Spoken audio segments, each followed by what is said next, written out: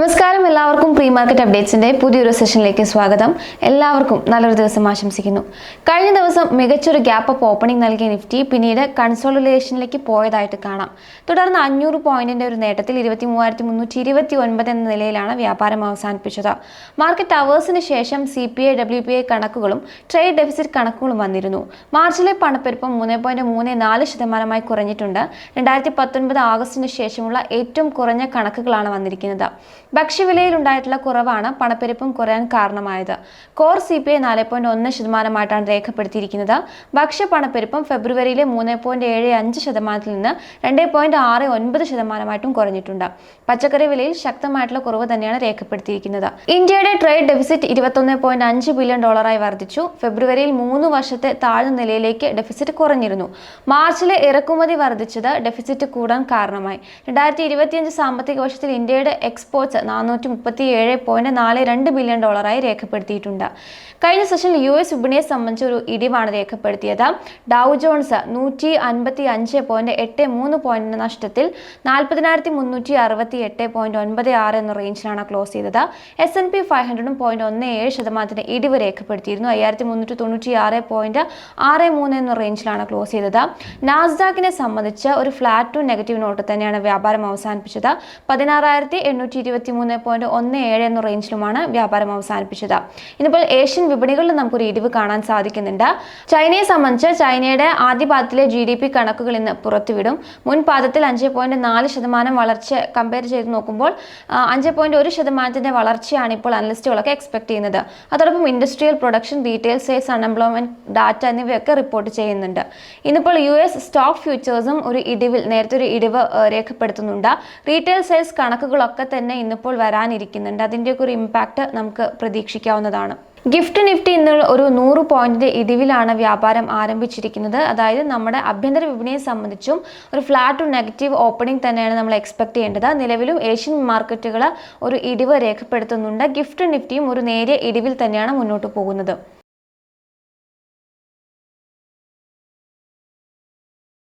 ആദ്യമായി ടെക്നിക്കൽസ് നോക്കാം. HDFC സെക്യൂരിറ്റീസിലെ നാഗരാജ് ഷെട്ടി പറയുന്നത് നിഫ്റ്റിയുടെ ഹ്രസ്വകാലത്തേക്കുള്ള അപ് ട്രെൻഡ് തുടരുമെന്ന് തന്നെയാണ്. അടുത്ത 1-2 ആഴ്ചകളിലേക്ക് 23,650, 23,870 ലെവലുകളാണ് ഇനി ശ്രദ്ധിക്കേണ്ടത്. 23,200 ഇമ്മീഡിയറ്റ് സപ്പോർട്ട് ഉള്ളതെന്നും അദ്ദേഹം പറയുന്നുണ്ട്. നിഫ്റ്റിയുടെ ട്രെൻഡ് പോസിറ്റീവായി തുടരുന്നുണ്ടെങ്കിലും കഴിഞ്ഞ കുറച്ച് ദിവസത്തെ റാലി ഉണ്ടായതിനാൽ നേരിയ ഒരു പുൾ ബാക്ക് സൂചികയിൽ ഉണ്ടായേക്കാമെന്നാണ് LKP സെക്യൂരിറ്റീസിലെ രൂപഗ്ദേ പറയുന്നത്. 23,300 നമ്മൾ ഇനി ശ്രദ്ധിക്കേണ്ട സപ്പോർട്ട്. ഈ ലെവൽ ബ്രേക്ക് ചെയ്താൽ 23,000 വരെയും പോയേക്കാം. 23,370, 23,650 എന്നീ ലെവലുകളാണ് ശ്രദ്ധിക്കേണ്ട റെസിസ്റ്റൻസ്. നിഫ്റ്റി 20, 50, 100 EMA ലെവലുകൾക്ക് മുകളിലെത്തിയത് ബുള്ളിഷ് സിഗ്നൽ തന്നെയാണ് നൽകുന്നത്. 23,869 അടുത്ത റെസിസ്റ്റൻസ് ശ്രദ്ധിക്കേണ്ടതെന്ന് HDFC സെക്യൂരിറ്റീസിലെ നന്ദിത് ഷാ പറയുന്നു.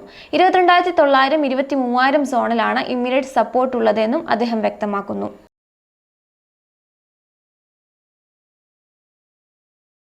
ഇന്ത്യ വെക്സ് കഴിഞ്ഞ സെഷനിൽ 20% ഇടിഞ്ഞ് 16.12 എന്ന ലെവലിലാണ് സെറ്റിലായിരിക്കുന്നത്.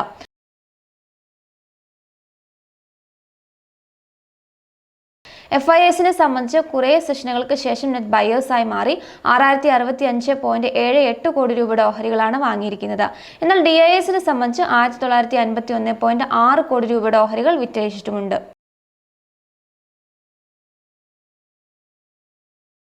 അവസാനമായി ഇന്ന് ശ്രദ്ധിക്കേണ്ട ഓഹരികൾ നോക്കാം.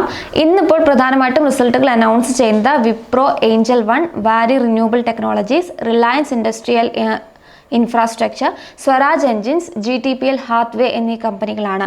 കഴിഞ്ഞ സെഷനിൽ IREയുടെ Q4 നമ്പേഴ്സ് അനൗൺസ് ചെയ്തിരുന്നു. അവരുടെ ലാഭം 48% വർധനവ് രേഖപ്പെടുത്തിയിട്ടുണ്ട്. നെറ്റ് ഇൻട്രസ്റ്റ് ഇൻകം 47% മുന്നേറ്റവും രേഖപ്പെടുത്തി. ICICI ലൊംബാർഡാണ് റിസൾട്ട് അനൗൺസ് ചെയ്ത മറ്റൊരു കമ്പനി. കമ്പനിക്ക് അവരുടെ പ്രോഫിറ്റിൽ ഒരു മാർജിനൽ ആയിട്ടുള്ള ഡിക്ലൈൻ ആണ് രേഖപ്പെടുത്തിയിരിക്കുന്നത്. പക്ഷേ അവരുടെ FY25 നെറ്റ് പ്രോഫിറ്റ് നോക്കുന്ന സമയത്ത് 30% വർധനവും രേഖപ്പെടുത്തിയിട്ടുണ്ട്. ഗ്രോസ് പ്രീമിയത്തിൽ 10.2% വർധനമാണ് രേഖപ്പെടുത്തിയിരിക്കുന്നത്. പക്ഷേ ഓപ്പറേറ്റിംഗ് പ്രോഫിറ്റ് 25% ഇടിഞ്ഞിട്ടുണ്ട്. ICICI പ്രൊഡൻഷ്യൽ ലൈഫിനെ സംബന്ധിച്ച് അവരുടെ ആനുവലൈസ്ഡ് പ്രീമിയം ഇക്വാലന്റ് 3,502 കോടി രൂപയായിട്ടാണ് രേഖപ്പെടുത്തിയിരിക്കുന്നത്. വാല്യൂ ഓഫ് ന്യൂ ബിസിനസ് 795 കോടി രൂപയായിട്ടും രേഖപ്പെടുത്തിയിട്ടുണ്ട്. ശ്രദ്ധിക്കേണ്ട. VNB മാർജിൻ 22.7% റിപ്പോർട്ട് ചെയ്തിരിക്കുന്നത്. ഇനി മറ്റ് സ്റ്റോക്കുകൾ പരിശോധിക്കുകയാണെങ്കിൽ ഇൻഡസ്ഇൻഡ് ബാങ്ക് നമുക്കിന്ന് ശ്രദ്ധിക്കേണ്ടതുണ്ട്. കാരണം അവരുടെ ഡെറിവേറ്റീവ് പൊരുത്തക്കേടുകൾ കാരണം ബാങ്കിന്റെ അറ്റാദായത്തിൽ 1979 കോടി രൂപയുടെ കുറവ് സംഭവിച്ചതായിട്ട് എക്സ്റ്റേണൽ ഓഡിറ്റിൽ കണ്ടെത്തിയിട്ടുണ്ട്. ഇത് ബാങ്കിന്റെ മൊത്തം നെറ്റ്വർത്തിന്റെ 2.27% വരും. 2025 സ്റ്റേറ്റ്മെന്റിൽ ബാങ്ക് ഈ ഒരു കാര്യം ഉൾപ്പെടുത്തുമെന്ന് തന്നെയാണ് അറിയുന്നത്. കഴിഞ്ഞ സെഷനിൽ ഇൻഡസ്ഇൻഡ് ബാങ്കിനെ സംബന്ധിച്ച് ബാങ്കിംഗ് സെക്ടറിൽ അല്ലെങ്കിൽ ബാങ്കിംഗ് സൂചികയിൽ ഏറ്റവും അധികം ലീഡ് ചെയ്തത് ഇൻഡസ്ഇൻഡ് ബാങ്ക് തന്നെയായിരുന്നു. ഇന്ന് ഈ വാർത്തയോട് ഒരുപക്ഷെ നെഗറ്റീവായിട്ട് പ്രതികരിക്കാനുള്ള സാധ്യതയുണ്ട്. ജെൻസോൾ എഞ്ചിനീയറിംഗ് ഓഹരികളും ഇതുപോലെ ശ്രദ്ധിക്കാവുന്നതാണ്. കമ്പനിയുടെ പ്രൊമോട്ടർമാർക്കെതിരെ ഫണ്ട് ദുരുപയോഗം ചെയ്തു എന്ന ആരോപണങ്ങൾ വന്നതിന് പിന്നാലെ സെബി ഒരു ഇടക്കാല ഉത്തരവ് ഇറക്കിയിട്ടുണ്ട്. മാനേജറിയൽ പൊസിഷൻസ് തുടരുന്നതിൽ നിന്നും വിലക്കിയിട്ടുണ്ട്. അതോടൊപ്പം തന്നെ വിപണിയിൽ സെക്യൂരിറ്റീസ് വാങ്ങുന്നതിനും വിൽക്കുന്നതിനും ഇവർക്ക് വിലക്ക് ഏർപ്പെടുത്തിയിട്ടുണ്ട്. മഹാനഗർ ഗ്യാസ് ആണ് നമുക്ക് ശ്രദ്ധിക്കേണ്ട മറ്റൊരു ഓഹരി. അവരെ സംബന്ധിച്ച് ഗവൺമെന്റ് സബ്സിഡി ആയിട്ടുള്ള APM നാച്ചുറൽ ഗ്യാസിന്റെ അലോക്കേഷൻ 18% ഗവൺമെന്റ് കുറച്ചതായിട്ട് അറിയിച്ചിരുന്നു. ഇത് ഇന്നു മുതൽക്കാണ് പ്രാബല്യത്തിൽ വരുന്നത്. കമ്പനിയുടെ പ്രോഫിറ്റബിലിറ്റിയിൽ ഇത് വളരെയധികം ദോഷകരമായി ബാധിക്കുമെന്നും ഇപ്പോൾ മാനേജ്മെന്റ് അറിയിക്കുന്നുണ്ട്. അതോടൊപ്പം മെസഗോൺ ഡോക്ക് നമുക്ക് ശ്രദ്ധിക്കാവുന്നതാണ്. കഴിഞ്ഞ സെഷനിലും നല്ലൊരു മൂവ്മെന്റ് ഉണ്ടായിരുന്നു. കമ്പനി അവരുടെ ഡിവിഡൻഡ് ഒക്കെ തന്നെ ഡിക്ലെയർ ചെയ്തിട്ടുണ്ടായിരുന്നു. സോ മെസഗോൺ ഡോക്കും നമുക്ക് ഇന്ന് ഫോക്കസിൽ ഉൾപ്പെടുത്താവുന്ന ഓഹരിയാണ്.